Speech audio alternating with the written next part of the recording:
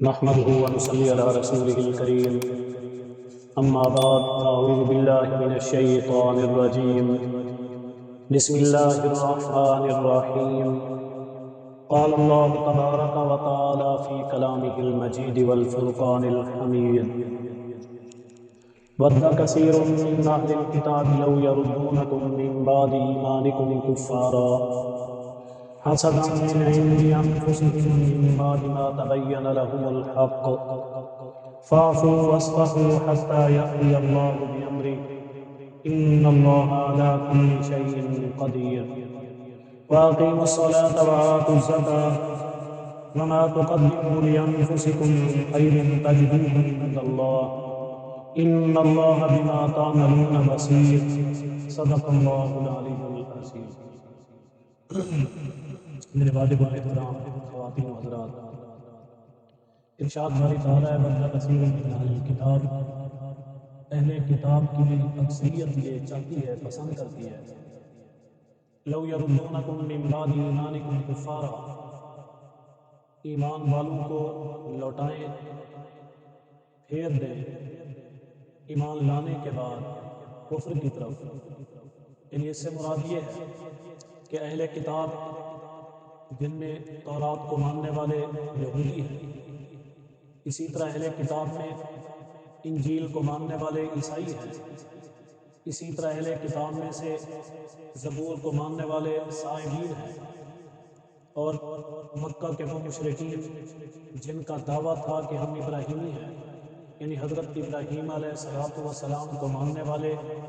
ابراہیم علیہ السلام کے طور طریقے پر چلنے والے، یعنی اپنے آپ کو اہل کتاب کا دعوے دار،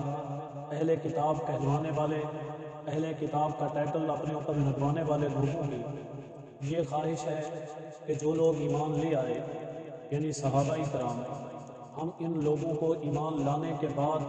کفر کی طرف واپس لے آئیں، انہیں کفر کی طرف لوٹ آئیں. وجہ اس کی یہ تھی حسدا من عند انفسہم، یہ لوگ حسد کرتے تھے اپنی ذات کے اندر، من بعد ما تبین لهم الحق، جب کہ بات ان پر واضح ہو چکی تھی، حق ان کے سامنے تھا. یہ حق دیکھنے کے بعد، حق کو ظاہر ہونے کے بعد، حق کو واضح انداز سے سمجھنے اور بڑے قریب سے اس کو پرکھنے کے بعد ان کے دل کے اندر ایک حسد تھا، ایک بغض تھا، ایک کینہ تھا. وجہ اس کی یہ تھی کہ یہ چاہتے تھے کہ جو کچھ حضور علیہ السلام کو ملا یہ ہمیں ملنا چاہیے تھا، کیونکہ آپ بنی اسماعیل میں سے ہیں. اللہ نے آپ کو نبوت، رسالت، ختم نبوت، قرآن مجید، وحی کے احکام، یہ سب کچھ عطا کیا. یہودی اس بات کو پسند نہیں کرتے تھے، عیسائی بھی اس بات کو نہیں چاہتے تھے، اسی طرح سائے بھی اس بات کو پسند نہیں کرتے تھے. مشرکین مکہ بھی اسے ہضم نہ کر سکے کہ یہ سب کچھ آپ کی طرف کیوں ہے. ان کی خواہش تھی کہ یہ سب کچھ یا تو مکہ کے ان سرداروں کے پاس ہوتا جن کو ہم اپنا بڑا سمجھتے ہیں،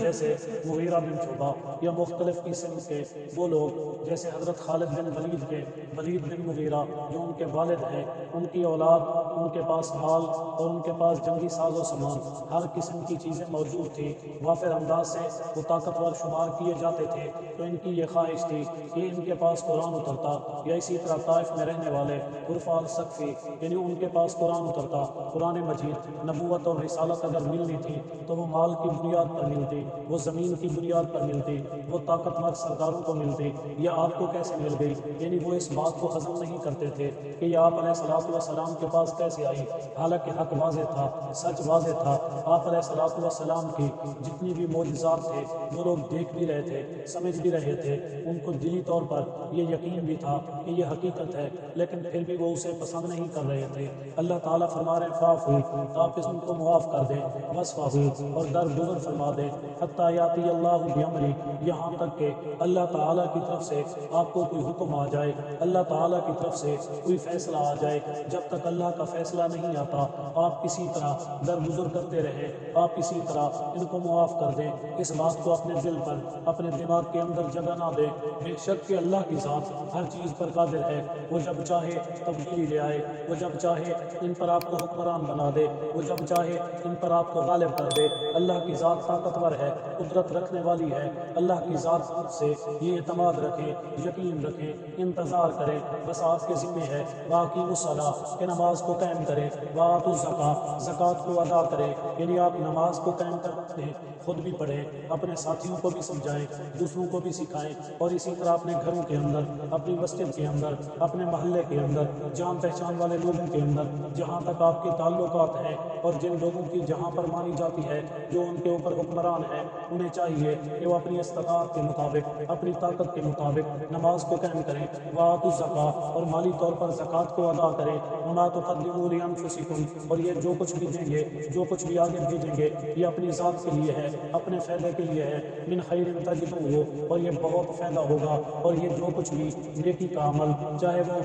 جانی عبادت ہو، چاہے وہ مالی عبادت ہو، یعنی دونوں عبادتیں یہ جتنی بھی کریں گے، ان سب کا اجر عند اللہ، اللہ تعالیٰ کے پاس پائیں گے، من خیر تجدوہ عند اللہ، اللہ کے پاس ان کا اجر بہترین اجر ہوگا، اس سے بڑھ کر ہوگا، ان کی امیدوں سے زیادہ ہوگا۔ اس لیے کہتے ہیں کہ اگر آپ نے اللہ سے مانگنا ہے تو اپنی استطاعت، اپنی طاقت کو نہ دیکھو، بلکہ اللہ کی قدرت کو دیکھ کر مانگے، اللہ کی شان کو دیکھ کر مانگے، اللہ کی بڑائی کو دیکھ کر اللہ تعالیٰ سے التجا کریں، اللہ تعالیٰ سے دعا کریں، اللہ تعالیٰ سے اس انداز سے مانگیں کہ وہ اتنی بڑی ذات ہے تو اس سے مانگیں بھی اتنا بڑا، یہ نہ ہو کہ اپنی ذات کے مطابق یا اپنی طاقت کے مطابق، استطاعت کے مطابق اللہ تعالیٰ سے سوال کریں، بلکہ اللہ سے سوال اللہ تعالیٰ کی شان کے مطابق کریں۔ اس لیے ان اللہ بے شک اللہ کی ذات بما تعملون بصیر، وہ سب کچھ جانتی بھی ہے، وہ سب کچھ دیکھ بھی رہی ہے۔ اللہ تعالیٰ سے کوئی چیز پوشیدہ نہیں، وہ ہر ایک چیز کو جاننے والا، ہر ایک چیز کو سمجھنے والا، ہر ایک چیز کو دیکھنے والا،